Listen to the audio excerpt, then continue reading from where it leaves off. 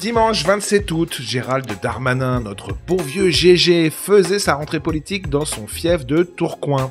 Et il y avait du beau monde, hein. La première ministre, Elisabeth Borne, plusieurs ministres, comme Olivier Dussopt. Personne n'a craqué! Tout ça pour écouter GG dresser les grandes lignes de son action dans les mois et années à venir, en vue, nous dit-on, de sa candidature à l'élection présidentielle en 2027. C'est cela, oui. Bref, moi, j'ai surtout retenu cette petite phrase qui m'a presque étouffé de rire. Je m'étouffe. Tellement le GG, il ose vraiment tout. C'est même à ça qu'on le reconnaît. On s'écoute ça. Je suis loyal au président de la République depuis le premier jour. J'ai adhéré au parti qu'il a fondé, j'ai rejoint son gouvernement. Je pense que c'est une énorme chance pour la France de l'avoir et d'être réélu. J'apprends tous les jours auprès de lui et il sait qu'il pourra toujours compter sur moi en toutes circonstances. J'ai déjà vu des faux culs, mais vous êtes une synthèse.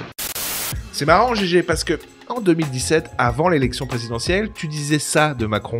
Parce que partout où il va dans une région, il insulte les habitants de la région. Il va en Bretagne, il y a des illettrés. Il va en Guadeloupe, il s'expatrie. Il va dans les Hauts-de-France, il considère qu'il y a de l'alcoolisme et du tabac en très grand nombre. Donc c'est quelqu'un qui ne connaît pas le pays. D'abord, on n'insulte pas les électeurs et on essaie de comprendre leurs difficultés. Dans les Hauts-de-France, au lieu de parler des difficultés du tabac et de l'alcool, qui existent bien sûr, mais qui ne sont pas le résumé de ma région, il aurait pu parler du Louvre-Lens, du port de Dunkerque. Et puis tu avais aussi fait une jolie tribune dans le journal L'Opinion, où on pouvait lire ceci. Macron dit, comme dans le roman de George Orwell, le contraire de ce qu'il est. Je suis contre le système, alors qu'il est bien sûr le pur produit du système. Ou encore, son élection, ce qu'au diable ne plaise, précipiterait la France dans l'instabilité institutionnelle et conduira à l'éclatement de notre vie politique. La bête de l'événement est là.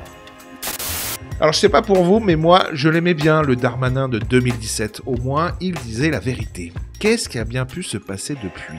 Ça va bien se passer. Si vous voulez une autre preuve de l'incompétence de Gérald Darmanin, je vous conseille cette vidéo dans laquelle il fait une énorme bourde à l'Assemblée nationale.